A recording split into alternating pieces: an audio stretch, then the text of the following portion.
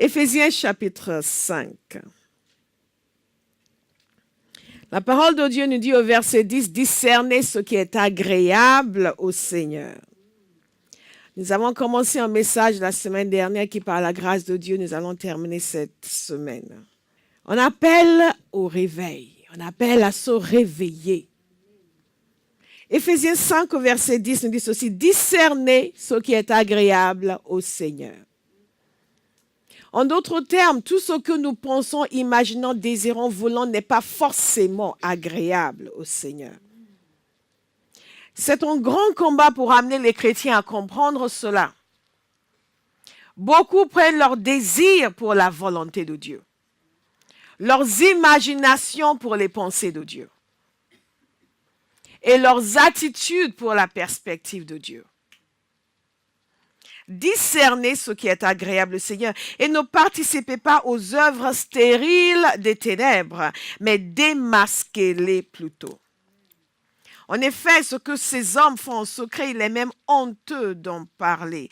Mais tout ce qui est démasqué par la lumière apparaît clairement, car tout ce qui apparaît ainsi est lumière. C'est pourquoi il est dit, écoutez attentivement, « Réveille-toi, toi qui dors.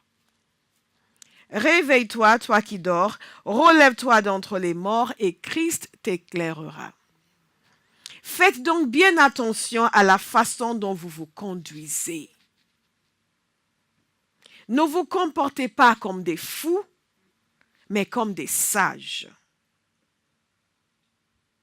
Rachetez le temps car les jours sont mauvais. C'est pourquoi ne soyez pas stupides, mais comprenez quelle est la volonté du Seigneur. Ne soyez pas stupides. Il est bon de lire des passages comme cela dans la parole de Dieu.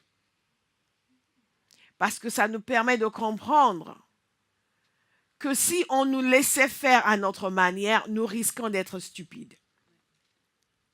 Et ça nous permet d'avoir beaucoup d'humilité et de nous dire, je dois savoir ce que Dieu veut. Je dois savoir comment Dieu voit les choses. Et je dois aligner mon fonctionnement sur le fonctionnement de Dieu. Ne soyez pas stupides. Quelqu'un doit se dire aujourd'hui, je ne serai pas stupide. Non. Non, non, non. Donc, il nous a dit, réveille-toi, toi qui dors. Comme je vous ai expliqué la dernière fois, ce message est adressé à l'Église. Ce qui veut dire qu'on peut être chrétien et être endormi.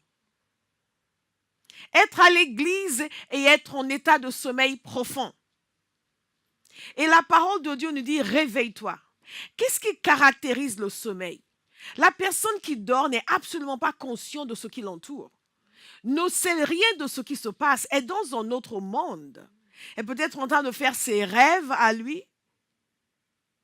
Il dort dans une maison en paille et il rêve qu'il vit dans un palais.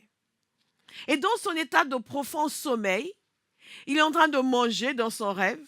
Il est en train de danser dans son rêve. Il est en train de se marier dans son rêve. Mais en fait, la réalité, c'est que cette personne vit dans une maison en paille et que cette personne n'a même rien à manger. Mais puisque la personne passe son temps à dormir, a une idée erronée de sa réalité. Et beaucoup de chrétiens vivent de cette manière-là, sont endormis. Par conséquent, imagine que les choses sont d'une certaine façon alors que ce n'est pas le cas.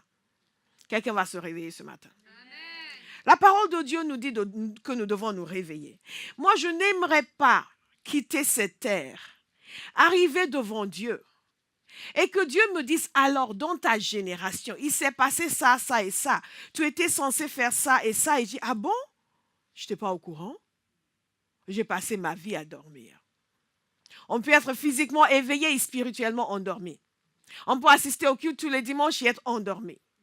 Ne pas percevoir quelle est la volonté de Dieu. Ne pas percevoir quels sont les desseins de Dieu. Ne pas percevoir ce qui se passe dans ma génération et comment je suis censé réagir.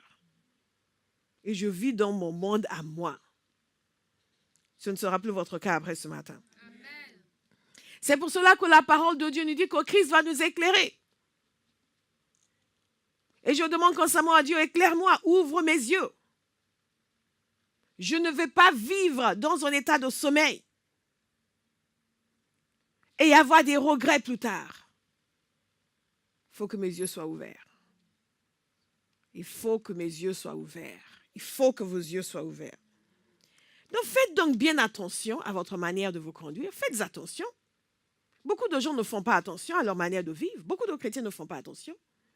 Ne font pas attention aux choses auxquelles ils pensent, ne font pas attention. Pensent comme les gens du monde, lisent les mêmes journaux que les gens du monde, regardent les mêmes émissions que les gens du monde, ont la même pensée, la même attitude, la même façon de voir les choses que les gens du monde.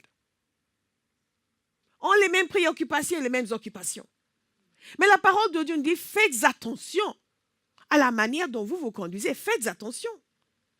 En d'autres termes, si nous ne faisons pas attention, nous risquons de nous retrouver à nous conduire d'une manière qui ne plaît pas à Dieu. Je vais faire attention. Ne vous comportez pas comme des fous, mais comme des sages. C'est un danger qui guette chaque personne qui ne fait pas attention. Rachetez le temps. Cette expression veut dire saisissez l'opportunité. Saisissez l'opportunité. Des opportunités nous sont présentées tout au long de notre existence. Nous sommes censés les saisir. Chaque chose qui se passe, c'est une opportunité qui nous est présentée. La situation du monde aujourd'hui, c'est une opportunité. Je disais l'autre jour que c'est le temps de l'Église. Et certains se disent, ah bon, avec tout ce que nous sommes en train de vivre. Non, c'est le temps de l'Église. Si nous savons saisir l'opportunité, au lieu de vivre comme des gens stupides et des gens qui sont fous. Vous ne serez plus stupides. Amen. Vous allez comprendre quelle est la volonté du Seigneur. Il nous dit ceci, donc saisissez toutes les opportunités, rachetez le temps, car les jours sont mauvais. Les jours sont mauvais. Nous ne sommes pas sur un bateau de croisière. Nous ne sommes pas à la plage. La vie chrétienne, ce n'est pas la plage où Dieu me nourrit matin, midi et soir pendant que je suis en train de m'allonger au soleil. Non. Non, les jours sont mauvais. Donc, il y a une façon de vivre quand les jours sont mauvais. Il y a une conduite à adopter, une pensée à avoir, une perspective à avoir quand les jours sont mauvais. Et les jours sont mauvais dans un monde où prêcher Jésus fait de vous un objet de moquerie. Les jours sont mauvais. Les jours sont mauvais dans un monde où on appelle le bien le mal et le mal le bien.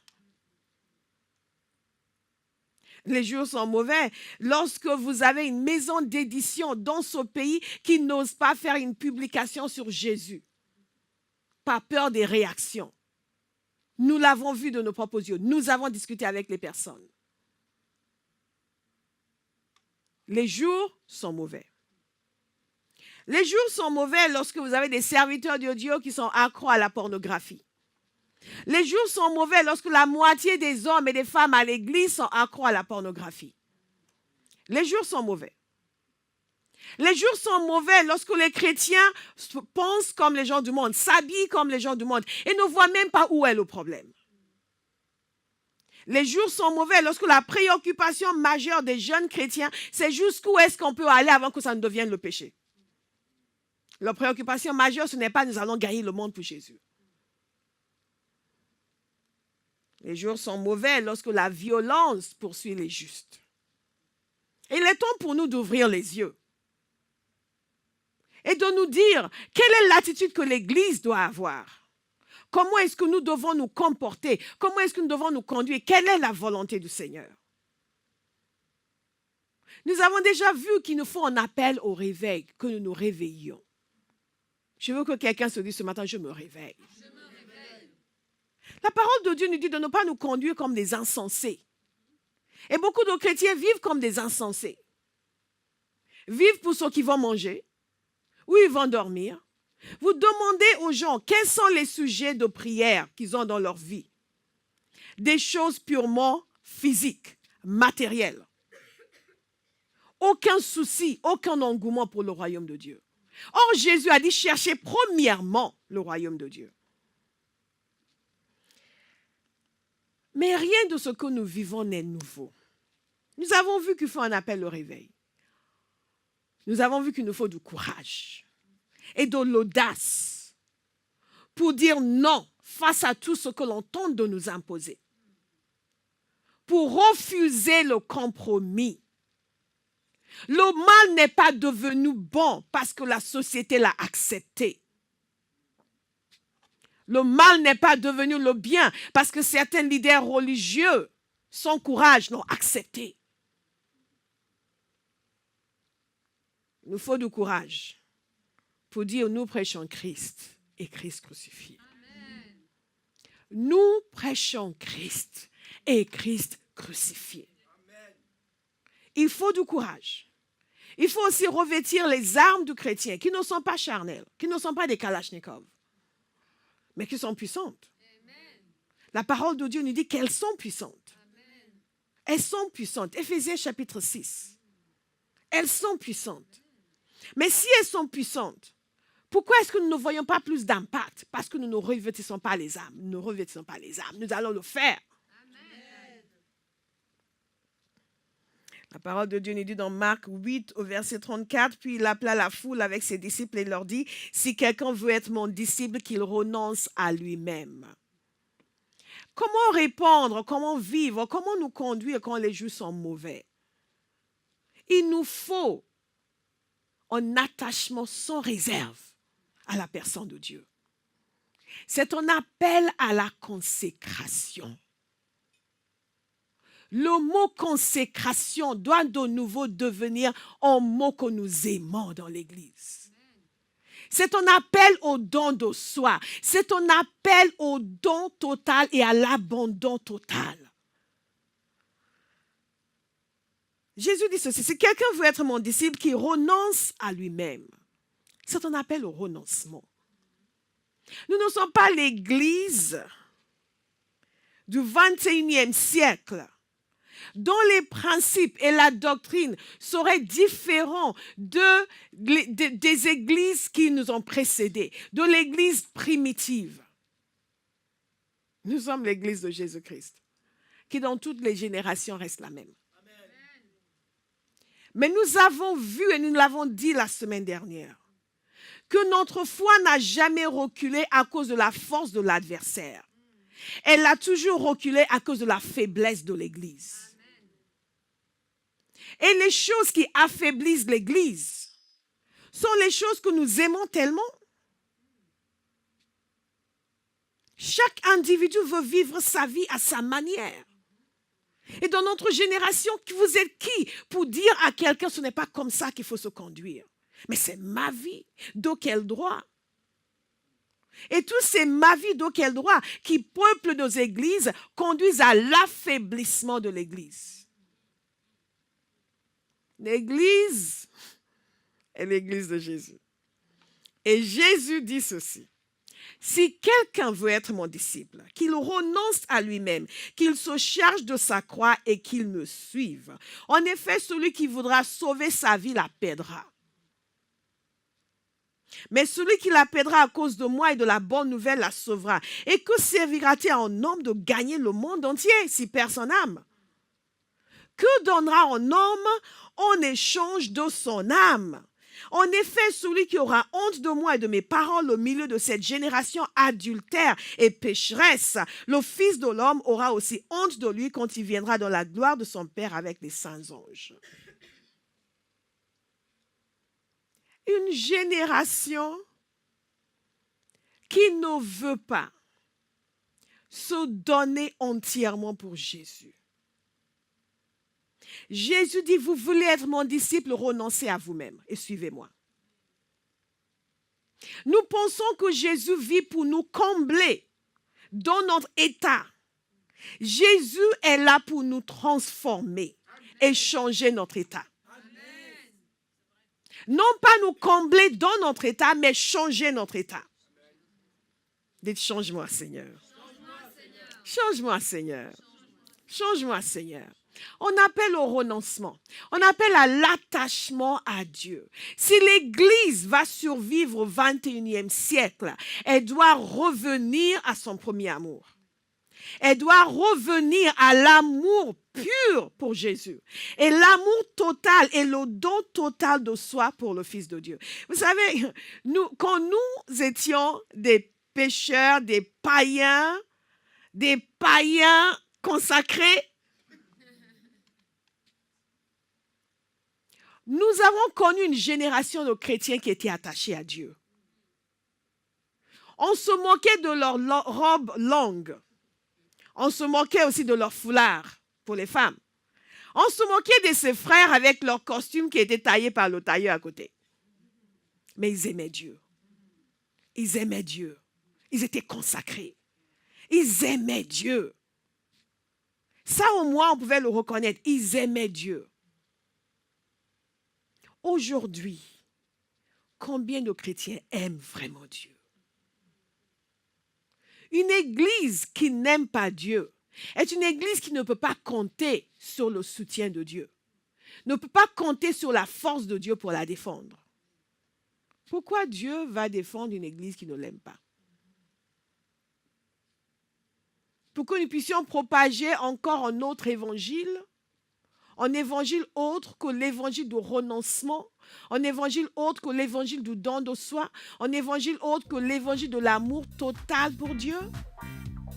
3 jours d'exception, du 16 au 18 septembre. Le séminaire Une génération en mission. Invité, le pasteur Tayo Awayera, leader apostolique à Kensington Temple, Londres. De Londres à Nairobi, de Paris à l'Ukraine, il mobilise une génération pour Dieu. Un week-end de la puissance de Dieu avec Abba House et le pasteur Bola Ogedengbe. Le peuple qui connaît son Dieu sera fort et fera des exploits. Là, je vais aimer le Seigneur. Un cœur qui est attaché à Dieu, un cœur qui considère qu'il appartient entièrement à Dieu. Un cœur qui est attaché à Dieu, c'est un homme et une femme qui a décidé qu'il aime Dieu, elle aime Dieu par-dessus tout. C'est lorsqu'il n'y a aucun obstacle entre vous et Dieu. Rien qui vous empêche de dire oui Seigneur entièrement. Parfois nous disons oui Seigneur mais. D'accord Seigneur mais. Je te t'aime Seigneur mais. Je veux te suivre Seigneur mais. Il y a toujours quelque chose d'autre à côté mais Seigneur je te suivrai à condition que tu acceptes que les gens vont vous demander mais dans votre église est-ce que vous acceptez les gens qui sont comme ça? Donc nous devons renier l'évangile pour que tu te sentes à l'aise à l'église. Et parfois, nous faisons la publicité de nos églises en invitant les gens en leur disant qu'ils vont se sentir à l'aise. Si les païens se sentent tout le temps à l'aise à l'église, c'est qu'il y a un problème. Il y a un moment donné où quelqu'un qui n'est pas en train de vivre une vie saine doit être dérangé. Amen. Si nous aimons le Seigneur. Quelqu'un était venu demander à Dieu quel était le plus grand commandement. Jésus a dit, tu aimeras l'Éternel ton Dieu de tout ton cœur, de toute ton âme, de toutes tes forces. C'est un commandement qui couvre toute la parole de Dieu de l'Ancien au Nouveau Testament. Tu aimeras l'Éternel, ton Dieu. Une église qui est attachée à Dieu. Plus attachée à Dieu qu'à ce que Dieu donne. Attachée à sa personne. La question que je vous pose aujourd'hui, c'est ceci. Si Dieu ne vous donnait plus rien, est-ce que vous continuerez à le servir? Si Dieu décide aujourd'hui que c'est fini les cadeaux, suivez-moi quand même. Vous allez continuer à le suivre? Vous allez rester zélé? Vous allez continuer à vous réveiller tôt pour prier? À prier toute la nuit? Si vous savez que Dieu ne va rien vous donner en plus de ce que vous avez déjà. Est-ce que nous aimons Dieu? L'Église est appelée à aimer le Seigneur. Un cœur qui vit pour faire plaisir à Dieu, qui n'a qu'une seule ambition, faire ce que Dieu veut. Faire ce que Dieu veut. Pas je veux savoir quelle est la volonté de Dieu parce que je n'arrive pas à me décider. Mais quand j'arrive à me décider, je ne demande absolument pas ce que Dieu veut. On appelle à l'attachement à Dieu. Une église qui n'est pas attachée à Dieu, c'est une église qui n'est pas puissante. C'est une église qui n'est pas forte. Qu'est-ce que Dieu nous demande?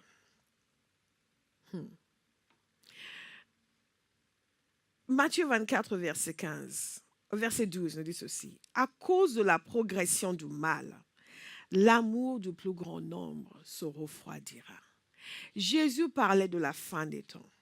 Et il a dit que le mal va progresser et les gens vont devenir froids. Ils vont moins aimer Dieu.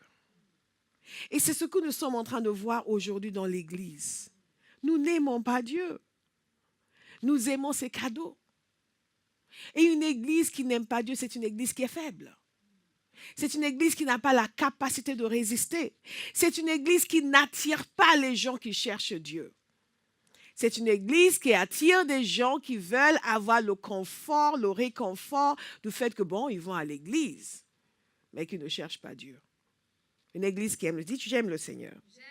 Et je vais aimer le Seigneur. Donc la parole de Dieu nous invite à renoncer à nous-mêmes. Et dans l'histoire de l'Église, quand vous avez vu une Église qui a su renoncer, où les gens ont su avancer avec Dieu, où les gens ont su dire, je vais suivre Dieu, je vais servir Dieu, je vais obéir à Dieu, étaient prêts à tout pour Dieu, nous avons vu l'Église progresser. L'Église va progresser au XXIe siècle. L'Église va progresser au XXIe siècle. La parole de Dieu dit ceci, n'aimez pas le monde. N'aimez point le monde, ni rien de ce qui fait partie de ce monde. Si quelqu'un aime le monde, l'amour du Père n'est pas en lui. Est-ce que c'est compliqué? Si quelqu'un aime le monde, l'amour du Père n'est pas en lui. Mais aujourd'hui, nous sommes encore plus mondains que les gens du dehors. Nos aspirations plus mondaines que les gens du dehors. Nos projets plus mondains que les gens du dehors. Nos ambitions plus mondaines que les gens du dehors. Combien de personnes entre nous avons la préoccupation des choses de Dieu et nous disons, Seigneur, qu'est-ce qui se passe autour de nous? Dieu va défendre une église qui l'aime. Et moi, je vais être de ceux-là. Ah non, vous n'êtes pas d'accord. Moi, je vais être de ceux-là. Moi, je vais être de ceux-là. Nous aimons ce que Dieu donne. Nous aimons l'argent plus que nous n'aimons Dieu. Et vous le voyez par le comportement des gens. Lorsqu'il est temps de faire quelque chose pour Dieu, non, ils vont pouvoir faire plus et gagner plus, donc ils n'ont pas le temps pour le Seigneur. Mais Jésus était très clair que nul ne peut servir deux maîtres. On ne peut pas servir deux maîtres. Si vous servez l'argent, vous ne pouvez pas servir Dieu. Si vous servez Dieu, vous n'allez pas servir l'argent. Et Dieu va pourvoir. Nous ne pouvons pas servir deux maîtres. J'aime le Seigneur. J'aime le Seigneur.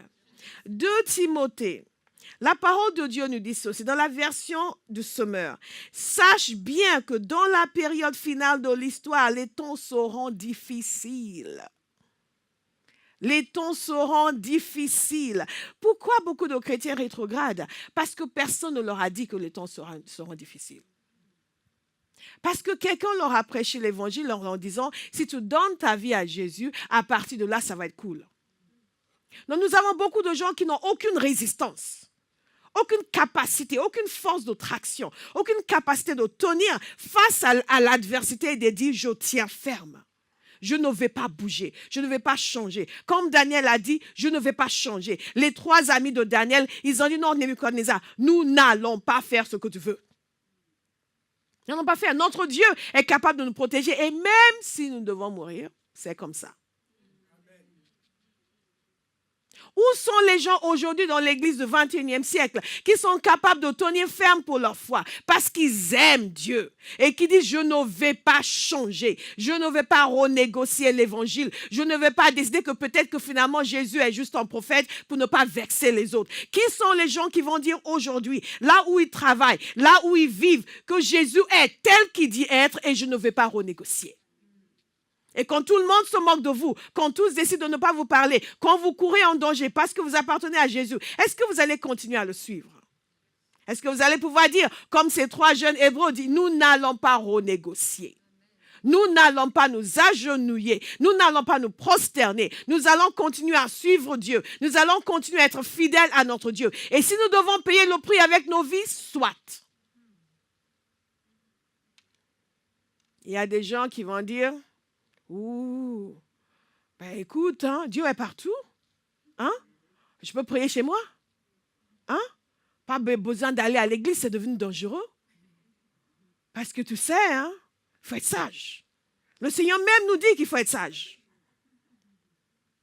Donc on prie à la maison. On n'ose pas le temps pour que les voisins ne sachent pas que nous sommes chrétiens, ça risque de les énerver. Donc on reste chez nous. On va laisser le temps passer. On va voir. L'amour de Dieu, l'attachement à Dieu, une église qui est attachée à Dieu. Il y a un serviteur de Dieu qui a écrit quelque chose qui m'a parlé. Il a dit, il regarde les gens qu'il avait amenés au Seigneur dans sa jeunesse et qui sont maintenant des grands hommes d'affaires, des milliardaires, etc. Toujours chrétiens, entre guillemets. Et que le seul intérêt que ces gens ont dans la Bible, c'est de savoir si la dîme, c'est l'Ancien ou le Nouveau Testament. C'est la seule chose qui les intéresse dans la Bible. Chrétiens, à l'église, la seule chose qui les intéresse, c'est savoir si la dîme, c'est l'Ancien ou le Nouveau Testament. Beaucoup de chrétiens aujourd'hui sont comme ça. Ils ne sont même pas milliardaires. Peut-être les 200 €, les 300 € qu'ils vont mettre dans le panier, il n'y a que ça. Ils lisent la parole, ils cherchent des versets. Vous pensez qu'ils sont en train de chercher Dieu? Non, ils cherchent pour savoir si, est-ce qu'il y a une faille, un verset auquel je peux m'accrocher pour dire, je n'ai pas besoin de donner ma dîme. Si encore vous posez la question, si vous devez donner 10% de vos revenus à Dieu ou pas, c'est que vous n'aimez pas le Seigneur. Quand on aime Dieu, on dit, Seigneur, est-ce que je peux faire plus? Est-ce que je peux faire plus? Est-ce que je peux faire plus? Nous sommes en train de calculer au centime près. Et nous pensons que nous allons pouvoir tenir tête aux gens qui financent généreusement nos adversaires. Parce que nous n'aimons pas Dieu. Nous n'aimons pas Dieu. Lorsque les gens ont des maisons personnelles, mais leur église est en location, et ils sont nombreux, presque tous, à posséder leur maison. Mais leur église locale est en location et ça ne les dérange pas. Ils viennent tous s'entasser là le dimanche et ils pensent que Dieu doit être reconnaissant du fait qu'ils viennent. Parce qu'après tout, ce n'est pas leur standing.